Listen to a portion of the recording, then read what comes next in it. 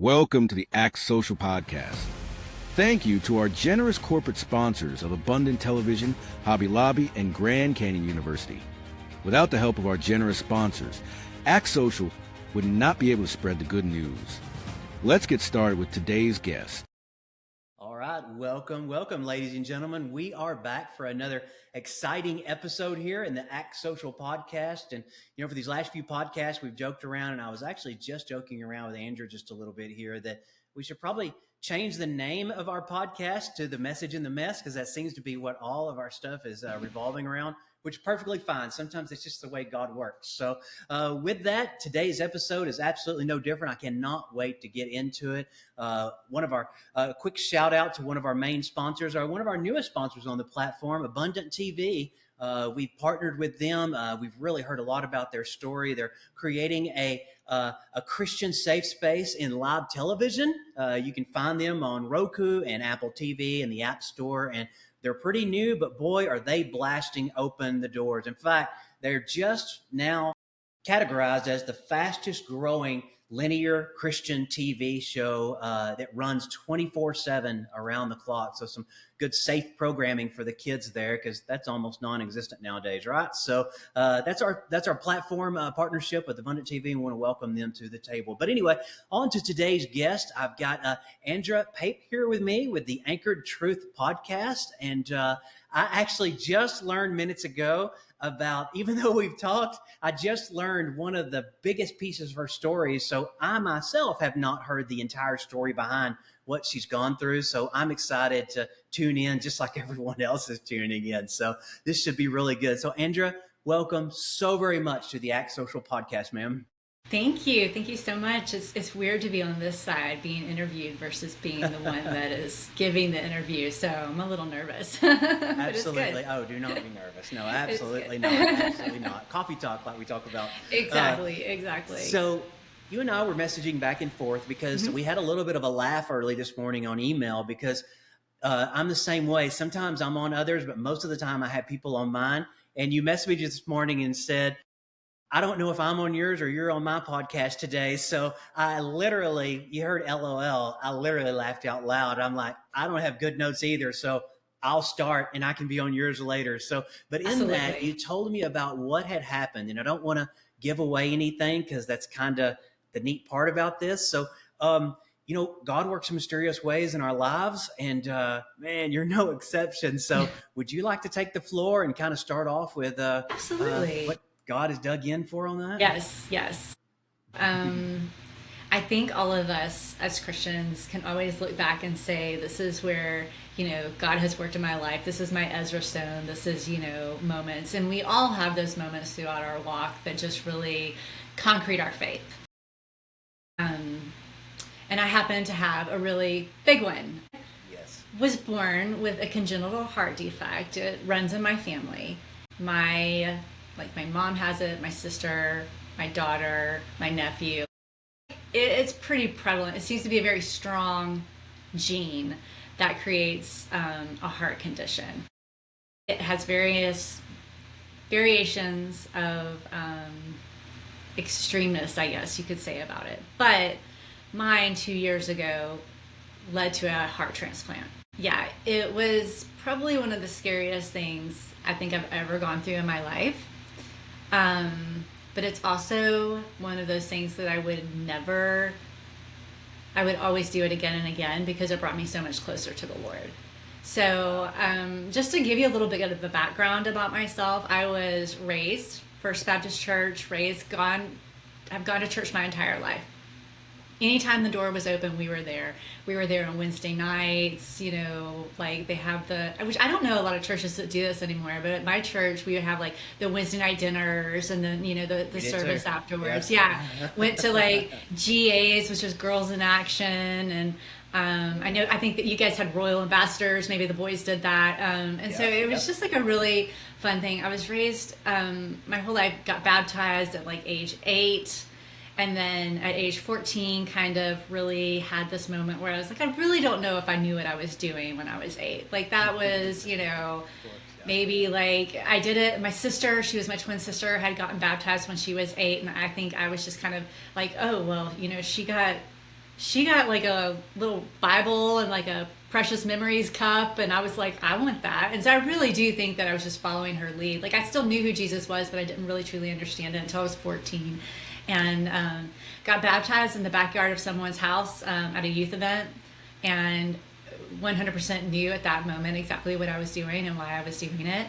Went on to college, where I just think the fire for the Lord just really grew in me my freshman year of college. I think a lot of times people step out their freshman year, and that's kind of where the rubber meets the road for you as far as growing as a Christian. Either you're going to deviate and try to figure it out for yourself. And I think a lot of people do that and still come back to Christ, and that's okay, because I think sometimes that needs to happen for their growth, and I get that. Mine was just like instantly involved in like the Baptist Student Union, you know, like prayer groups, things like that. And I really loved it. Literally that freshman year was something that, like, I swear God grew me so much in so many amazing ways that I look back on it as such a sweet time in my life. Went on to get married and have a beautiful baby girl, and who is now 21 years old. I don't even understand how that's possible. I know. I don't get it. Yeah. But after my first pregnancy, I was told, like, your heart did not handle that correctly. At that point, I had been diagnosed, like, as a child, I had open heart surgery, as well as my sister at 5 years old. But at the time, they didn't have the technology for genetic testing. So they kind of thought it was a one and done. Like, you guys had holes in your heart, but it's fixed. And then my senior year of college, my mom started having some really bad heart issues that required her to have a pacemaker defibrillator, because she was having a lot of runs of like ventricular tachycardia and ventricular fibrillation, which are both pretty serious arrhythmias. Yeah. One, the ventricular fibrillation. At that time, she was 40. Wow. 42, 43, somewhere around there. Young. And so they just went through our whole family, genetically tested us. My sister and I were both diagnosed. We both got defibrillators as well. I mean, it was a whirlwind moment for that. Like, okay. And then kind of sat in that for a long time. I had a defibrillator, had my child at 27.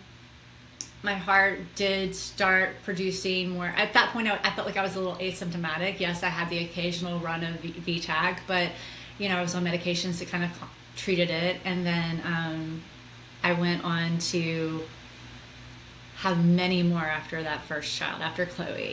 And the doctors were like, no more. You cannot have any more kids. And it was devastating. It took me a hot minute to get over it. Like, God has really healed that for me now in many ways that I'm just not even going to get into. But he has really kind of, I know you can like bleep out times where I'm thinking. So let me just figure out how to say this. Perfectly fine. God has, I know. I mean, it's like, I'm just like, how do I rephrase this?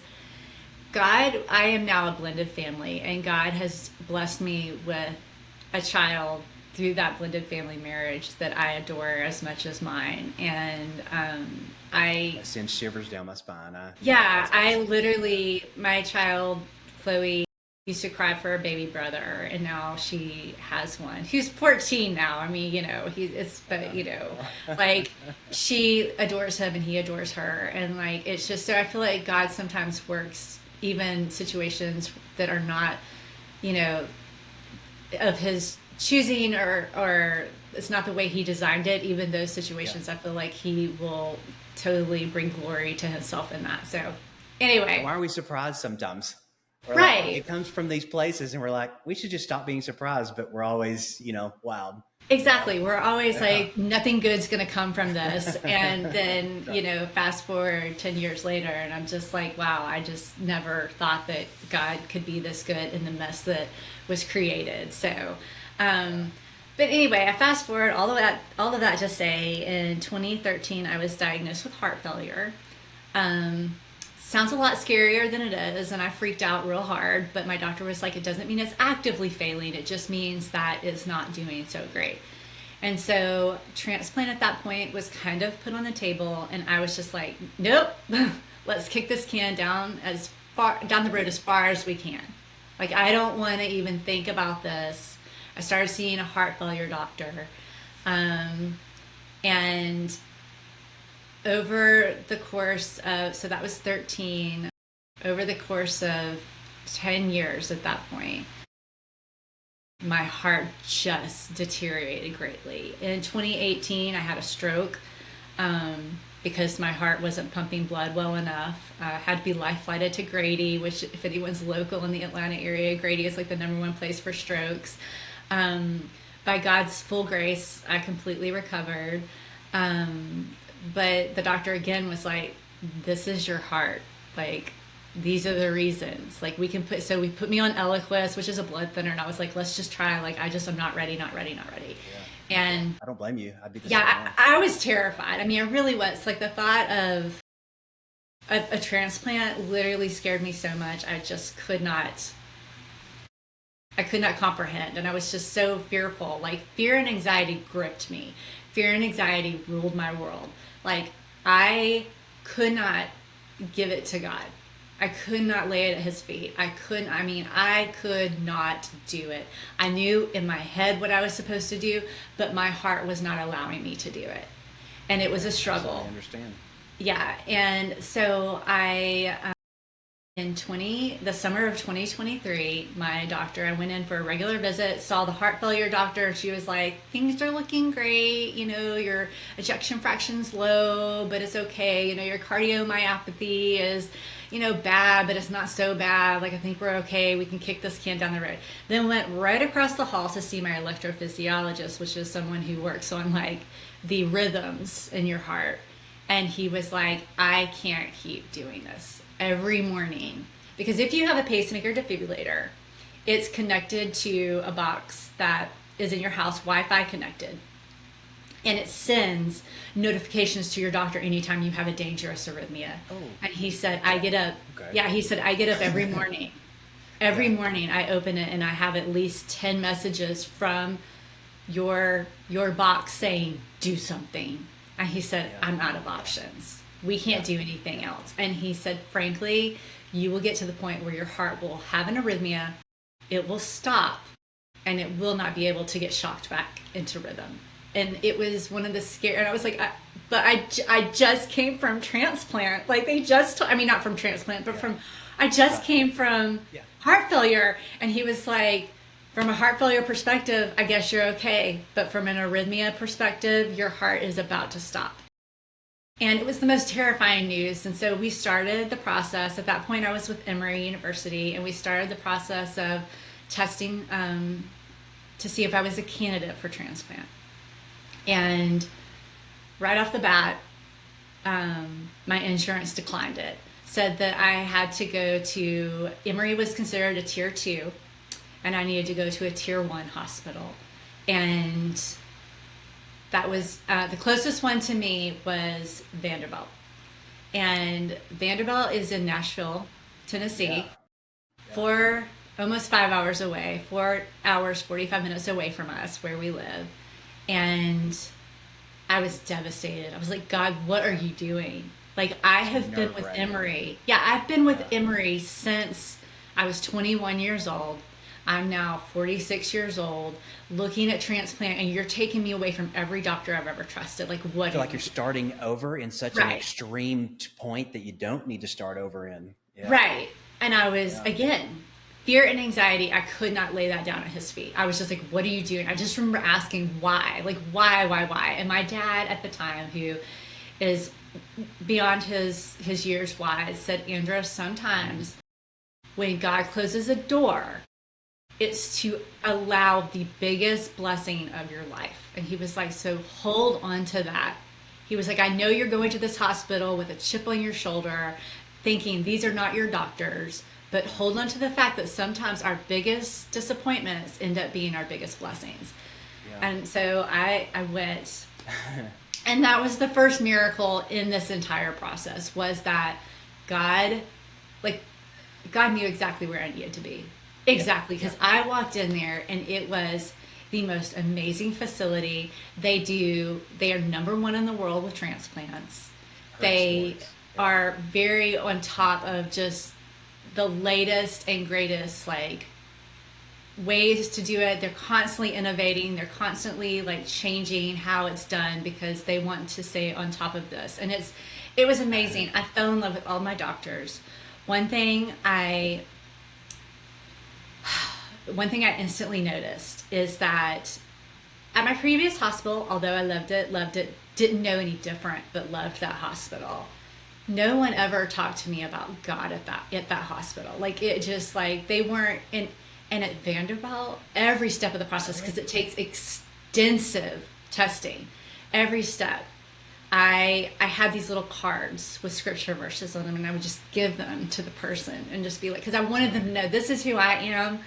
And every single one was like, I'll pray for you. I'll pray for you. I'll pray for you. This touched me. I'll pray for you. I'll pray for you. And it was just so amazing to be able to hear that so many of the people who were on my team were strong Christians. And I loved that about Vanderbilt. And so we went through. That's rare. It is rare, especially in the medical profession. It's very rare.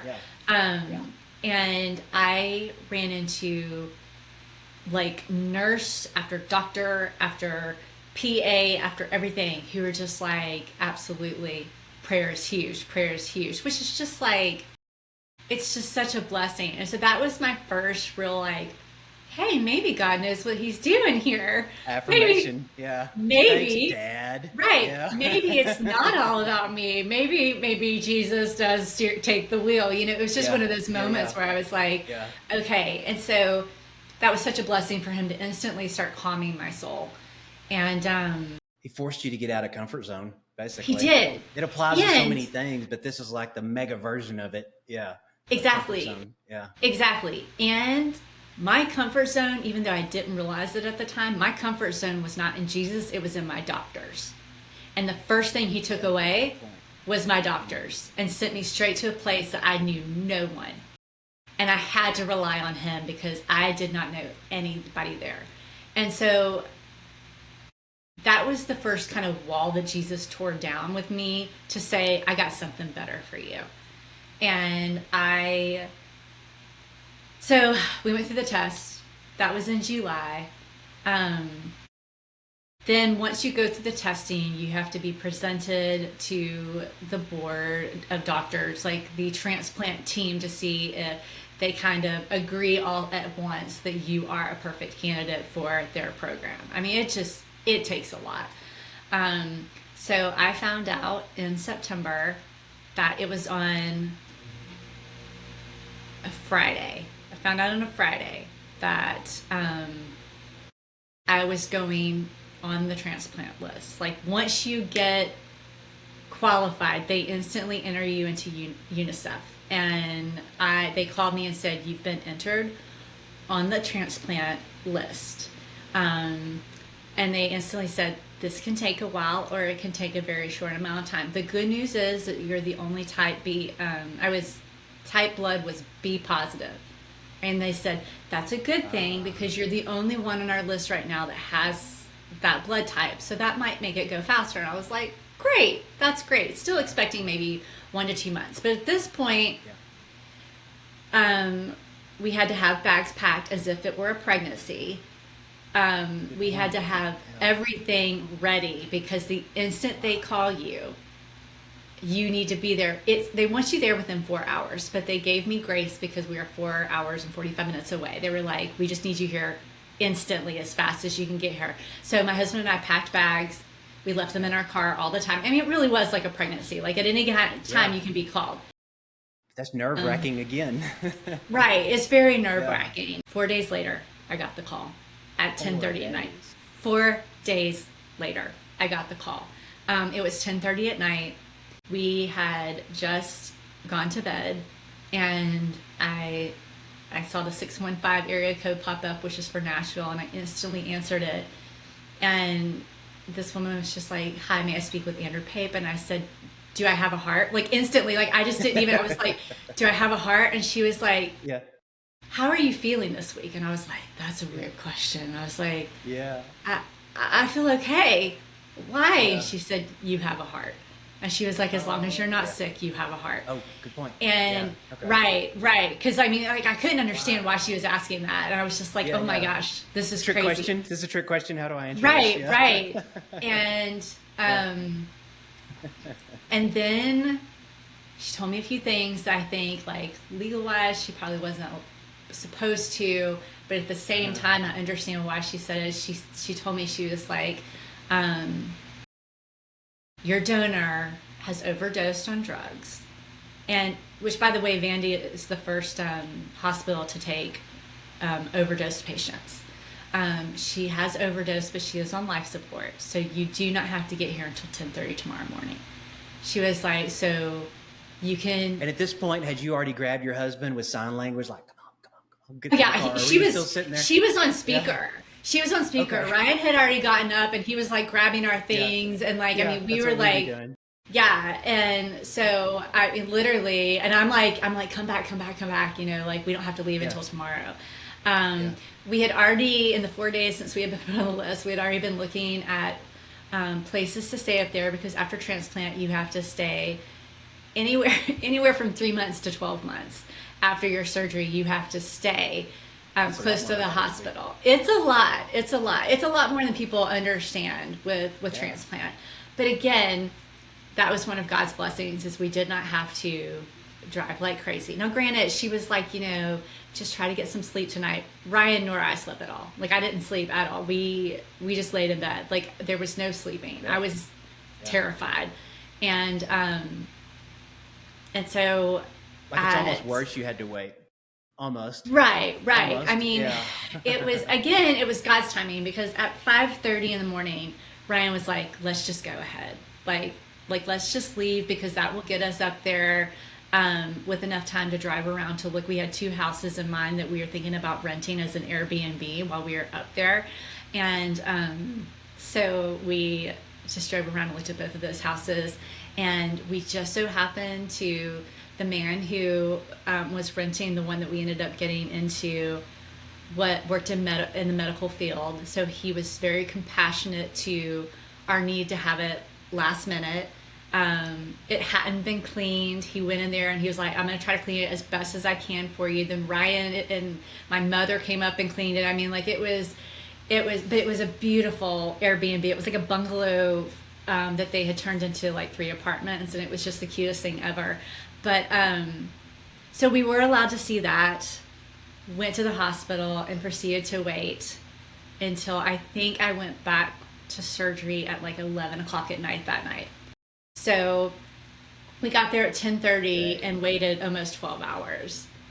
And I feel so sorry for my family who had to wait, I think, you know, because they gave me all the good. I was so scared when I went back. I mean, I really thought like I was seeing my family for the last time. Like, I just could not comprehend that this was going to be successful. And I told them bye, and then they gave me something called Versed. Have you ever heard of Versed? I know that. My wife probably has. She's a nurse, but yeah. It's a memory erasing medication. Really? And yeah, it erases makes you really sleepy and erases your memory. Not forever, just like once they give it to you, you don't remember anything. And so I just remember the lady, when they came to get me, she said, I'm about to give you a big dose of Versed and you're not going to remember anything. So you just close your eyes and just don't worry about it. And she's right. I don't remember even leaving my hospital room, like, to go to surgery. So the surgery was a little over 8 hours.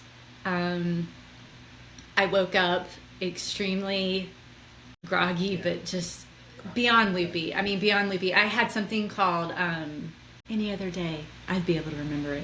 No, it's fine. It's fine. Yeah. You can delete this out, right? Curious. Yeah. Well, yeah. But it does make me curious. Like, you wake up with a new heart. I've never clicked in my little brain of, how do you feel with a new heart? You know, right when you wake up. So right. Well, I woke up completely intubated and strapped down, because they don't know how you're going to wake up. If you're going to wake up aggressive, or if you're going to want to pull at things. So like I had a central line in my neck, and I had an IV with over like 20 different medications going into me. I had 3 drainage tubes and one external pacemaker that goes into your heart from your skin. So I woke up completely strapped down, just not able to talk or anything, but I was fully aware. My family came in, they all visited me. They're all like, yes, you look great. And then about 12 hours after that, I got something called delirium. And it's something that happens sometimes with the anesthesia medication they give you. And I literally, one night, like it was the second night, second night that I was there, my sweet precious nurse, I watched my arm, like this arm, I watched it swell to like, I would say 30 times its size. And it started swelling and I could see all the veins and they were starting to spread apart like they were popping. And I was screaming for the nurse. And the nurse was like, oh, but it wasn't happening. This is all delirium. The nurse came in and she was like, baby, your hand is fine. It looks fine. And I'm like crying hysterical. And I'm like, it's so big. It's so big. Yeah. And she was like, kind of this Twilight Zone thing. Right. She was like, this, you're having delirium. And again, God is so good. My dad had surgery 6 months before and had delirium when he woke up too. So I knew the phrase. I knew that it could happen. And the minute she said that, I was able to calm down. And she was just like, we're going to put the blanket over your arm and you're just not going to look at it tonight. It's just, you're not going to look at it. And I was like, okay. But God was so good, because if I had not experienced that with my dad, I would have been panicking. But I wasn't. Like they're lying to you because you're yes, exactly. Exactly. But when we say God works things together for his glory, he worked so many things together for his glory in this situation, because I never would have known that wasn't real. And it proceeded to be a series of multiple things with my delirium. I saw a lot of gruesome things that night, a lot of things that I felt like looked scary and demonic. Like, I mean, it was so scary. And all God kept doing all that night is just reassuring me. Like, I was preaching sermons in my subconscious. I was closing my eyes and God was just giving me verse after verse after verse. What I was seeing wasn't real, but I was feeling it in my heart. And God just continually gave me scripture after scripture after scripture to call upon. And I literally, the peace that came over me in that moment is indescribable. And he still wasn't done. I still was fearful. It's unbelievable how through this whole thing, I'm like, God is working and I am still scared. And I am still clinging to, but what if God is going to let me die? But what if God's going to do this? But what if God's going to do that? And so we get through a transplant. I was out in record timing. It only took me a week to be released. I was up and walking in less than 24 hours. I mean, it was crazy. I had no complications. My heart on the EKG and everything on the monitor was just beating so perfect. So we went to our little Airbnb, and then you begin every week you're coming back. It was 1 week you would come back for like an echo. The next week it was for a heart biopsy, just because they constantly are checking for rejection within those first few weeks to make sure and to get your medicine right and all of that stuff. So I'm constantly doing that. Started cardiac rehab while I was up there. And probably about 3 or 4 weeks after I was there, Ryan and I were sleeping in separate beds because I hurt so bad to roll over.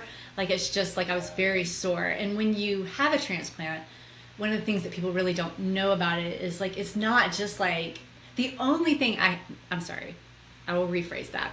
The only thing I ever knew about transplant was watching Grey's Anatomy when like Denny gets the heart and he's like totally the same. Like, he gets the heart and he's like, hey, what's up? That's not how it works. Yeah. Not at all. It's not that you have to learn Hollywood to hearts walk. too. Yeah. Right. It's not like you have to learn to walk again, but like when you walk after transplant, it feels like you're learning to walk for the first time. Your legs feel like tree trunks. Your heart pounds because they do something called denervation. Like your heart no longer responds to beating by your brain. They can't communicate anymore. So the only way your heart communicates is by the fluctuation of fluids in your body. So when you stand up, fluids change. When you start walking, fluids change. So your body is telling your heart, okay, we need to beat faster because she's walking. Oh, now she's sprinting. We need to go faster. And that's how it happens. But it's a 3-minute warm up just for that. And so when you first get your heart, it has no idea what's going on. It can't communicate even with the fluid in your body. And so every time you get up, it pounds to the point you're like, I'm going to pass out. Like, I'm exhausted. This is not working. I don't know what's happening. And so it's a scary thing, although you're assured the whole time. They're very good about explaining all of these things to you and how it's going to feel. So it's not a surprise, but it's still kind of one of those really scary moments. But I got through with all of that. One night I was, like I said, Ryan was sleeping in a different bed. I was sleeping in my own bed. And I woke up with the worst pain I have ever felt in my life. And it was in my back, which could be my heart because I'm very thin framed. So it could be like that the pain is radiating to the back.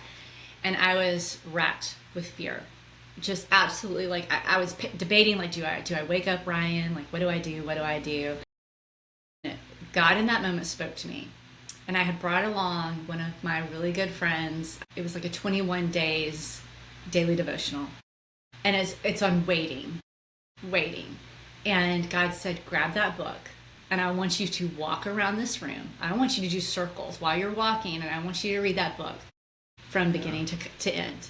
And I was like, what? Like, I'm hurting. Like, I don't want to get up. Like, what are we talking about here?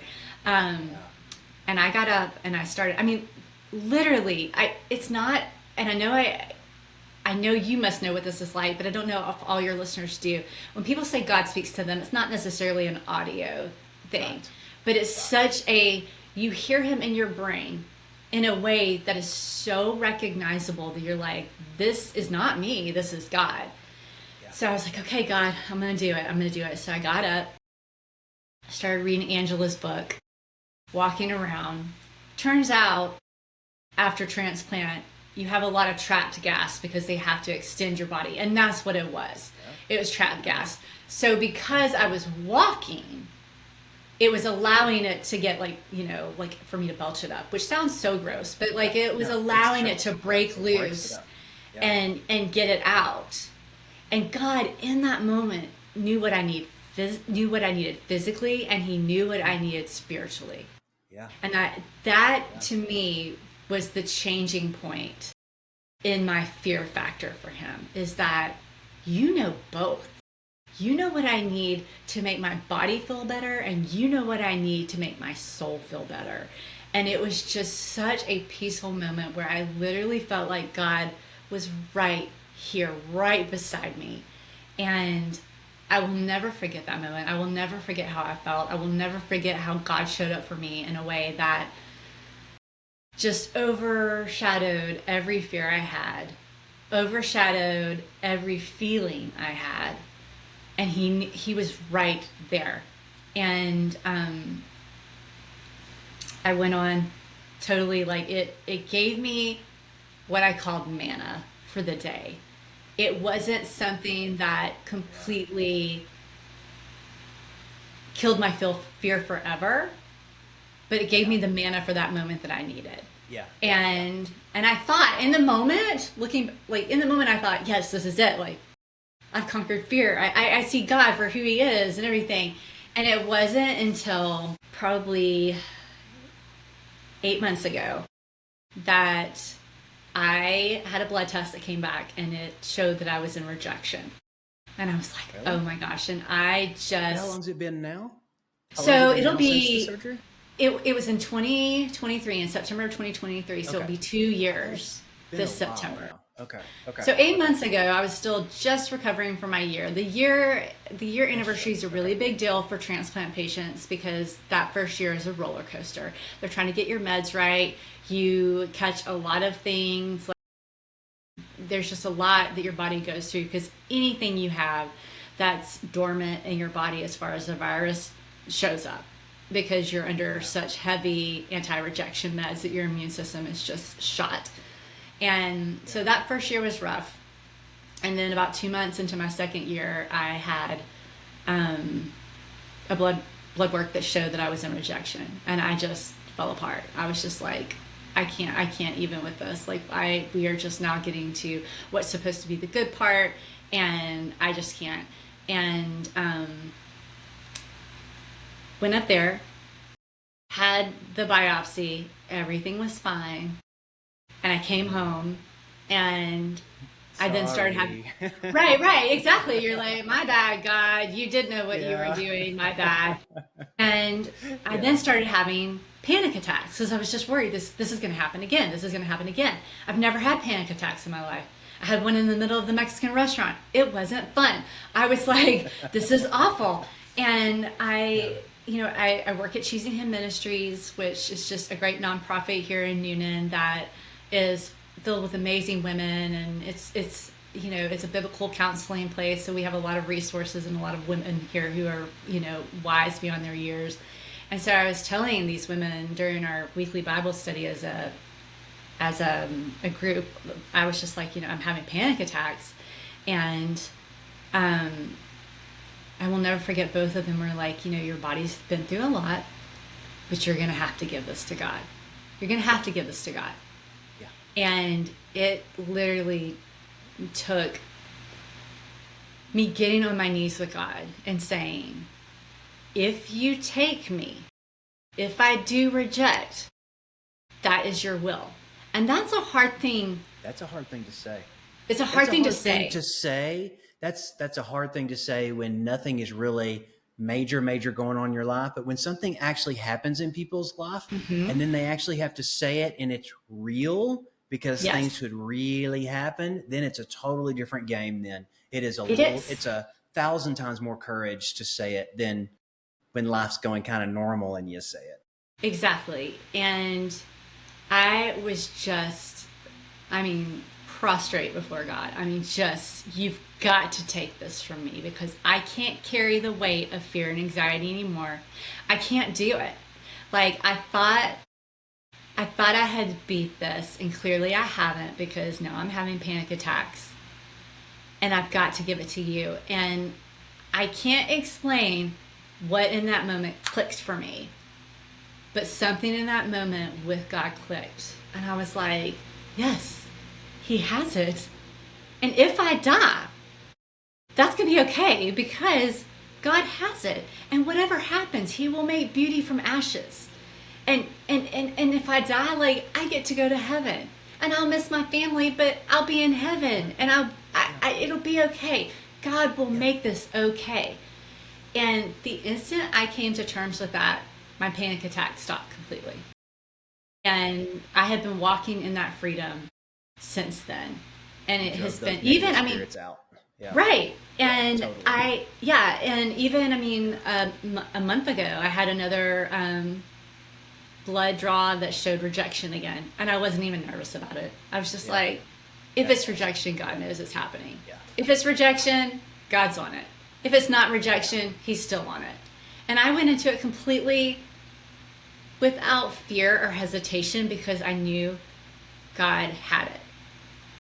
And I think the entire long story of my transplant journey is truly just a story that anyone can relate to. Is there's always going to be something in your life that you're fearful of, and God may take you through some crazy things to get you to rely on Him. But at the end of the day, when you fall on your knees and say, I can't carry this anymore because it's too heavy for me, because I wasn't designed to carry this. You were designed to carry this. You told me to bring it to you. And if you can truly bring that to God and lay it at His feet and walk away and leave it there. Yeah. It's like a heavy suitcase that you've been carrying around your whole life full of rocks. And if you're able to put it there, the freedom that you feel from walking away, knowing that you're leaving it in capable hands. You're not abandoning it, you're leaving it with the one who takes care of it. It's not like, people say in counseling all the time, just set your burden down and walk away. That's fine, that's great. But that's just leaving your burden somewhere else. When you leave it at the cross, that's where it needs to be left. That's where God takes care of it. That's where, if you leave it there, you don't have to worry about that burden somehow being found by somebody else and be like, hey, you lost this. Here, it's back. Yeah, and exactly. So when people say all the time, that must have been so hard. Yeah, transplant is hard. I mean, it's still hard to this day. There's a lot of things I can and can't do. But if it can bring me to that broken point of needing Jesus the way it did, I would take it again and again and again. And even now, in the trials that I face now, I'm like, I don't fear, because I know God has it, because I can look back and say, he has been faithful to me in this area, in my own physical life. He has been faithful to me. He will be faithful to me in this. So that's it. Right. Wow. So well said. Wow. Thank you. I want to clap or something. Yeah. Thank you. That is so awesome. And what a blessing. And one of the things that's so neat is you gained a heart from someone you didn't know. And it's amazing how God has, the ultimate physician, has built the body that puts our silly technology today to such shame, because, he knows, because he knitted us together. And when we took a heart that saved your life to go in and put it in you, and that heart didn't communicate with Andrea that's been upstairs, in the brain, it's and I think, what's the thing that we didn't, goodness, what is it? I won't be able to quote this exactly, but for thousands of years, it was the heart, in the Bible, because the heart is this, the heart is that. And then technology comes along, and our education, I quote kind of jokingly, of humans, and they say, no, it's the brain, if the spirit is going to live, the brain's doing it. And then what recently, just not too awful long ago, in the perspective of things, they realize, the heart actually does talk to the brain. It does. And it has a lot to do with it. So now we're back with all our stuff, going back to what God has said in his word from the very beginning. And so many of us asked for a heart transplant with the Lord. You went through the major version of it. Yes. And through that, he gave you his heart transplant, beyond your physical one you got. Yes. That's just took it beyond. You've had it all your life, but you know what I mean? Yes. The heart transplant has allowed you to just shun away, Satan's little silly attempts, at times to throw you off. Right. And just, if I can speak on that really quick about what you're saying about the brain communicates with the heart. Before my transplant, if something would scare me, or if something would stress me out, I would instantly have an arrhythmia. And I went to my doctor and I was like, hey, if something's stressing me out, I'll have an arrhythmia. And he was like, nope. He was like, that's just a coincidence. He was like, the heart does not control the brain does not control the heart. And I was like, okay. And that's just not the case. You're right. It's not the case. Since transplant, which is a whole other thing, which I could go on a tangent about anyway, I've also, the cute little children's song, Be Careful Little Eyes, What You See. Oh, yeah. For the Father. Yeah, you remember that? For the Father up above is watching you with love. Yeah. Right. And I do believe that the heart does hold a lot of that. And I agree. It's beautiful. And a new heart went in, and it's almost like you had some spiritual warfare there for a little while when the new heart was put in, because it wasn't jiving, your heart. 100%. You know what I mean? With the communication there. I struggle to be very open about that with just anyone I meet, because not everybody believes in spiritual warfare the way I believe in spiritual warfare. But I do believe that Satan that night was trying to fill me with fear. I mean, the things that I would see, the things that I would see when I was in that delirium stage was, it would be like blood was splattered on the ceiling, and then it would soak into the ceiling, leaving these demonic looking faces. And it was so terrifying. And I just I just started praying, and God just filled my entire body, filled the entire room, all you have to do is ask. Yeah. Ask God, can you protect me from this? And he will send his angels to fight for you. And I love it. I love it. So yeah, it's amazing. That is so awesome. So awesome. Okay, let's go. Tell us a little bit about the Anchored Truth, and also go ahead and let's circle back to the Choosing Him ministry stuff and kind of tie them and Anchored Truth together on that. Tell us about this, because I want our audience to go and join you guys, especially on Anchored Truth, especially. So Absolutely. So I work for a nonprofit called Choosing Him Ministries. It was started by Tisha James. Gosh, probably back in 2013. Don't quote me on that, but it's been a hot minute. And God just gave her just a vision for helping women and for connecting women to God, to the Bible, and to each other. And so Choosing Him focuses on, we do something called gatherings, where we go to churches that are kind of smaller, that maybe do not have a huge budget for a women's ministry, and we create a women's ministry night. We provide the music, we provide a testimony, and then we provide a teaching. And so a lot of times Tisha does it on what she's currently writing on. She's a published author of several books and several Bible studies. And so we do that, and then try to point them back to their women's ministry. And it's been amazing. But as we've been doing these, we've realized that, yes, we can point those women back to their women's ministry as far as building programs and Bible studies and things like that. But a lot of times, testimonies are not bred from happy moments. Right. Testimonies are bred from hard things. And that touches a lot of women in the audience. And not a lot of churches have counseling for those women. And so we kind of got the vision a few years ago that we needed to open a biblical counseling center. And so that's actually where I'm sitting right now. This is one of our biblical counseling rooms, and I use it as my podcast office as well.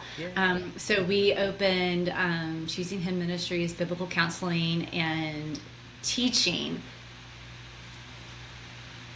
We just changed the name. So Shawn, I may be wrong about that. Teaching? That's fine. Nope. It is biblical counseling and coaching. It used to be training, but we have switched it to coaching. And it is basically, we teach classes for women and we offer biblical counseling.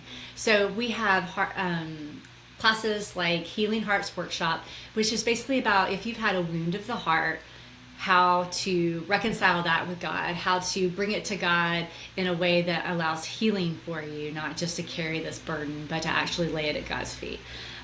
We have an anger management class that has been terrific. We even accept people who are given anger management through the court system. We even accept them as well. We have a new believers class that we haven't officially had a first one yet, but just, when these women are at these places where, like the gathering or something like that, and they accept Jesus for the first time, well, that leaves them kind of asking, what are my next steps? And so this is a next steps class of how, they can get involved and what the community offers for them. Because they're so vulnerable. Everybody, new believers are vulnerable at that point. Exactly. It's huge. Yeah. We partner with a lot of different nonprofits in the area to offer counseling to their clients as well. So it's really amazing to see how God is growing. And for the past 4 years, we've had a podcast, and I'm the host. Never thought that would be something I would do. One day I just went to Tisha and I was like, Tisha, I feel like Choosing Him might need to be getting into the podcasting world. And she was like, great, make that happen. And I was like, no, that's not what I meant, Tisha. Yeah, I'm sorry, that's not what I meant. So she and I hosted one for a long time, and she has no white space on her calendar, and she needs more white space on her calendar. And so eventually we decided, let's just let me host this because you need more time. And I still can't say she has as much time to write as she needs. She writes beautiful Bible studies, which we teach here as well. But she also is teaching a lot of the Healing Hearts, and she's doing counseling as well. So her plate is completely busy. And so I took it over about 2 years ago, and we were doing testimonials and just different ways that God has shown up in people's lives. We called it Act 2, meaning like everybody has like a first act, a second act, a third act, where God steps in and be like, I'm changing your life in a different direction, and this is where we're going in. And so we just really wanted to encourage women that if God was leading you in a different direction, like what that looks like for them, like how God changed their life in one moment of saying, I want you to do this, or this is what needs to happen. Or if God changed your moment in a devastating way, in a family loss, in a miscarriage and things like that, and how you go through that with God. And it was beautiful, and I think it really helped a lot of women, but it also was still leaving me, and then Tisha, once I finally talked to her about it, leaving us both in, we need more for our audience. We need them to be able to learn from the podcast, not just like a few tips, like at the end of every testimony, we would give a few tips of how it helped that person, but didn't really break it down in a way that could really be absorbed through a podcast. So I went to her probably about 3 months ago and said, or no, I take it back. She came to me and she said, I feel like the Lord's leading that podcast in a different direction. And I was like, I feel the same thing. It has been on my heart for at least 3 months. I'm so thankful. And it's so great when God shows up like that, when he puts it on both your heart. Yeah. So when you go to each other, you're like, yes, yes, yes. And so we have changed our name to Anchored Truth. You can find us on anywhere you listen to your podcast, Apple Music, Spotify, anything like that.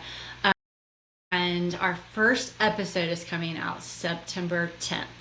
So as of right now, if you go to Anchored Truth, you can definitely see all of our old podcasts that were Act 2. So you can definitely hear a voice of like what's happening and all of that. But September 10th is going to be when we're going to release our first one. And I will be doing a 2-part series on fear. As you can imagine, I have a lot to say about it and how you can do that. How God can walk you through. But we just are covering a lot of things that are facing Christians, especially Christian women today. Abusive relationships, and what does God say about that? Divorce and remarriage, and what God says about that. Addiction, what does God say about that? What does he say about blending families? What does he say about the deconstruction of Christianity that's going and happening in our churches today? What does he say about social media, and what is that doing? Because I that's my soapbox. I feel like social media is tearing this world apart. And what does that look like? And so it's just going to be teaching them. We also have someone coming on talking about sex trafficking and signs to look for. Like I can go to Target and walk around. I could not tell you if a girl is in distress or what the signs are. Yeah. I don't know. And so to be able to teach our ladies that listen, like these are things that are so important and you can learn. And if you don't know, if this isn't speaking to you, I know it's speaking to someone that you know. And so that's the direction we're turning into. I'm very excited about it. Very excited about Choosing Him Ministries and everything we're doing right now. Eventually, I would love to have Tisha on your podcast because she is just a wealth of information. And I would love for you to hear about how Choosing Him got started and her own testimony. It's huge. So that sounds good. Well, in the meantime, for our listeners and those inside our ActsSocial platform and outside our external platforms, I want them to check out both the Choosing Him Ministries and obviously looking into Anchored Truth. And another thing we'll try to do, help me try to remember this. Well, you guys can too. You're actually podcast status on that user status. So we definitely want to announce when your first episodes of labeled Anchored Truth is hitting as well to remind everybody inside the platform. So wonderful. Yes. Yeah, that'd be great. So I will definitely let you know, and I will add it to our profile in ActsSocial. And also, if anyone's wanting to check us out before that, you can go to choosingHimMinistries.org, and we are on there. We are, we're on Instagram, we're on Facebook, we're soon to be on TikTok. That's my job. Yeah. I mean, TikTok is fun. I enjoy it. Yeah. It's a Huge ministry field. It is, and your FYP is what you make of it. And so I'm hoping it's going to reach a lot of Christian girlies who may, because we are biblical counselors and we're not accredited through the state. We are accredited, just not through the state. So we don't have the bounds of having to only talk to people virtually that are in state. We can reach anyone. So if you're looking for a virtual session, we're fine. So anyway, Good. That's great. Good. That's perfect. Absolutely perfect. Andrea, thank you so very much. What an awesome story it was. It blesses me. I know it's going to bless all of our listeners now and for the time, it's floating everywhere when we get done with this. So that's the whole purpose, is to spread the good news of what he does in our lives. Love it. Same for us. So this is great. I'm so glad for the partnership. It's so great. Thank you. Absolutely. Okay. So thank you very much. We're going to end the show with that, ladies and gentlemen. We want to thank you so very much for your time. What content. I know it put a smile on your face and maybe even sent a shiver down your spine like it did me just a couple of times hearing how God works in our lives. So thank you, everyone. Thank you again, Andrea, and everyone have a great rest of your day.